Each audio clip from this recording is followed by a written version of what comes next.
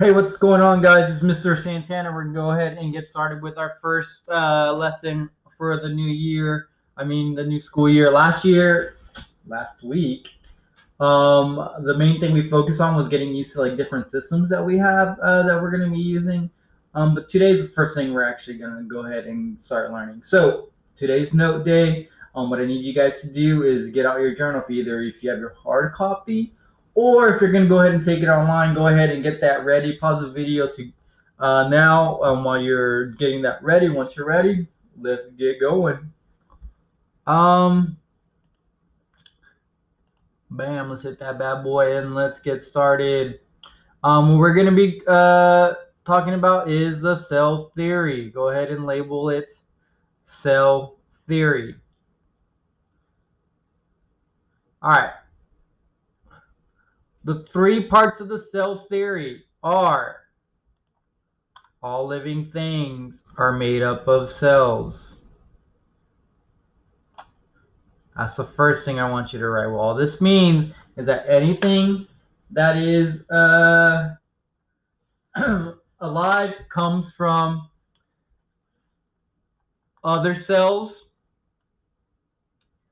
Also, all living things are made up of cells, meaning anything that you consider to be alive is actually made up of the smallest component of life, which is a cell. All right, let's think about those things that are alive. For example, all animals are alive. Those are kind of obvious. All plants are alive. Where it gets a little tricky are some really small animals. For example, would you consider viruses or germs? Are those alive?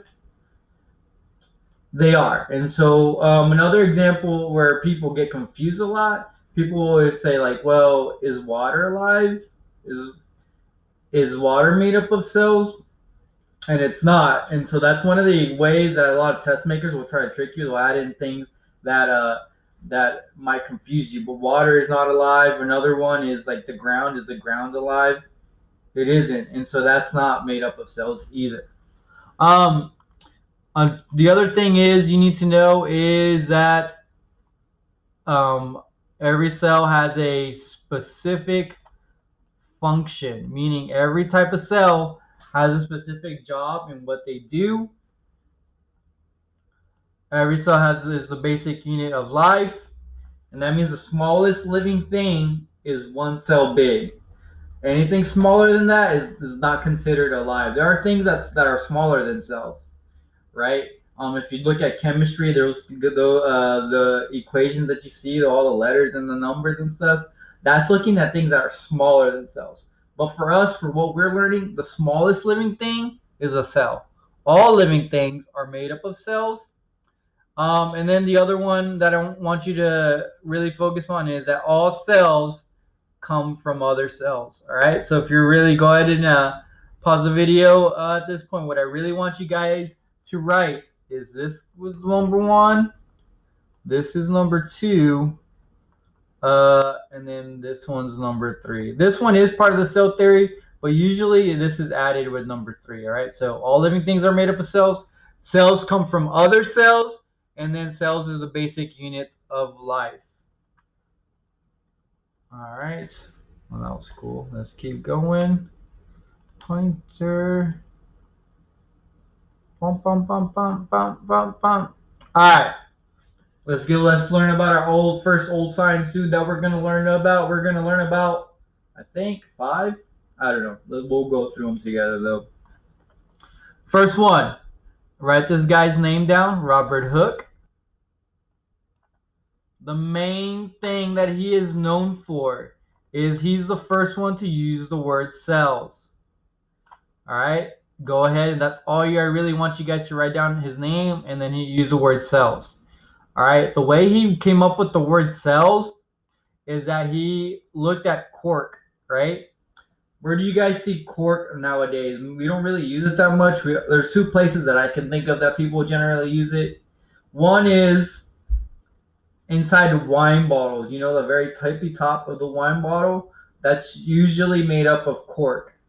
Another thing you'll see sometimes is like, you know, those teachers with fancy boards where you like they push the pins inside of them and stuff like that. That rubbery kind of thing, that's cork. All right. So what Robert Hooke did, he looked at it, and then he looked at what they looked like, and it was like a bunch of little rooms or little blocks together.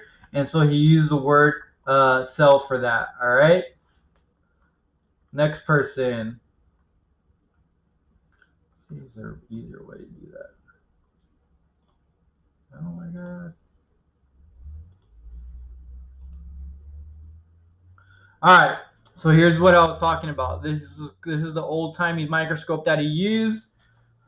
These right here is what he was looking at, cork, and so he saw these little rooms and he was like, man, those look like cells, like prison cells or like little dorm rooms or whatever, and so that's why he called it the word cells.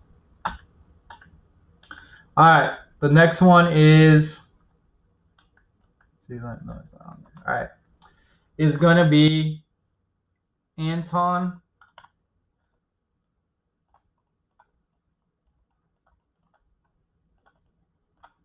von. Is good, huh, guys? Von Leeuwenhoek. All right, so write this guy down right there.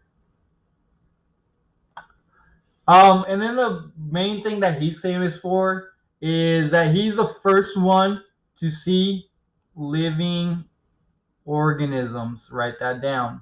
So what he was looking at is he was looking at a bunch of stuff, and what he ended up grabbing is he grabbed some water from outside, and he started looking at the stuff inside the water. And then there's these little animals in there that were like moving around and stuff, and we see that today as well in like movies and that sort of stuff. And those little creatures in there, those were actually single-celled organisms, so basically like germs and stuff like that, right?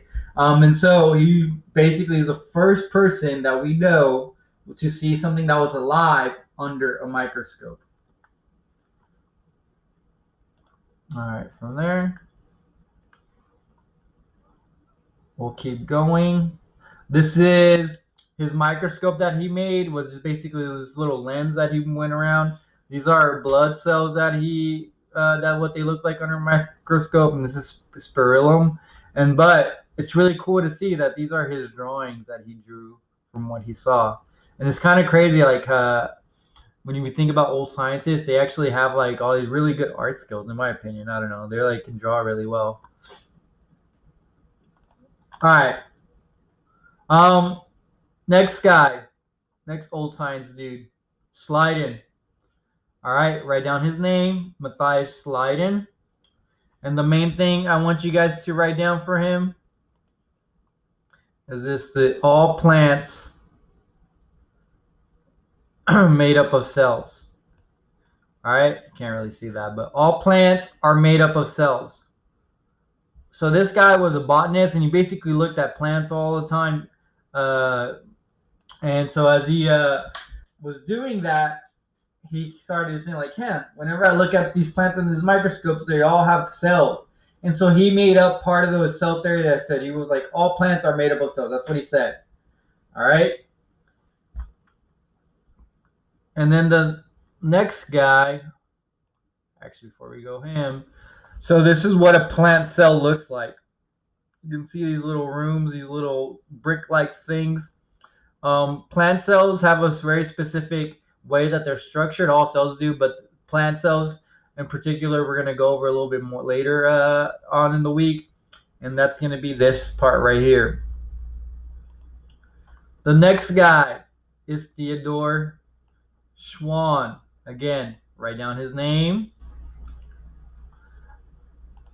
And what I want you guys to write down is that he saw that all animals, oh no, this is better right here. All animals are made up of cells.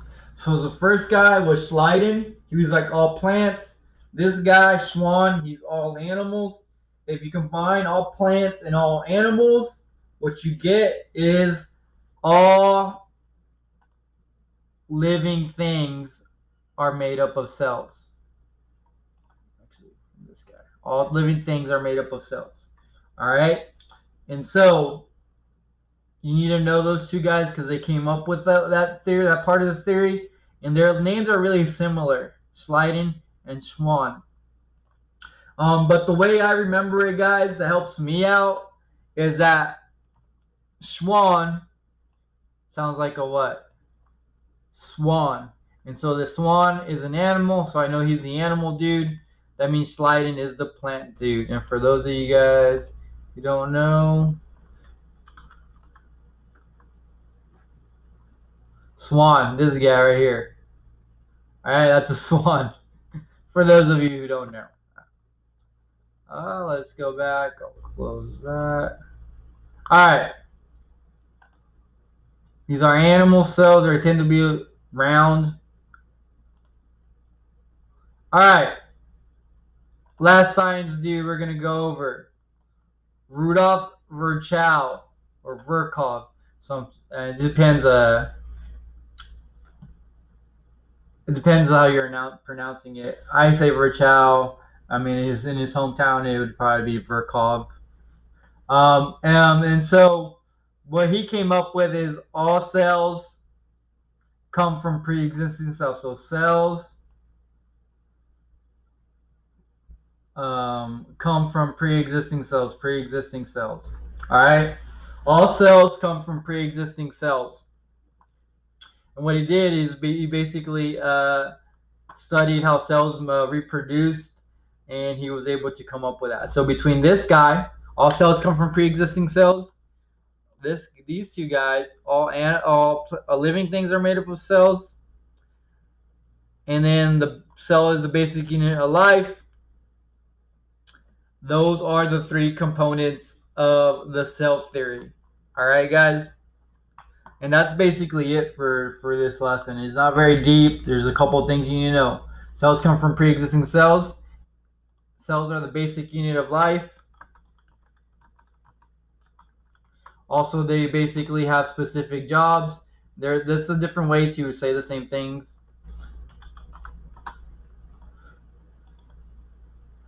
And then, not this one. All cells come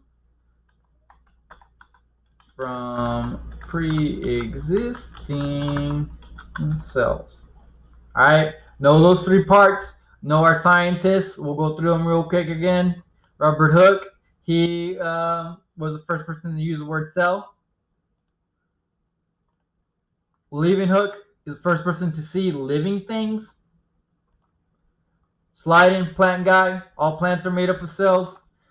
Schwann, animal guy, all animals are made up of cells. And Virchow, all cells come from other cells. Alright, guys, and that's it for today. Oh, before we stop, there's our soccer div today. This week is going to be over these guys. So what I need you guys to do, log into Santana 304. Go ahead and take the quiz and get a passing grade. So 70 or higher, and you're a donezo for the week in terms of soccer div. All right, guys. That's where we'll end it today. If you have any questions, let me know.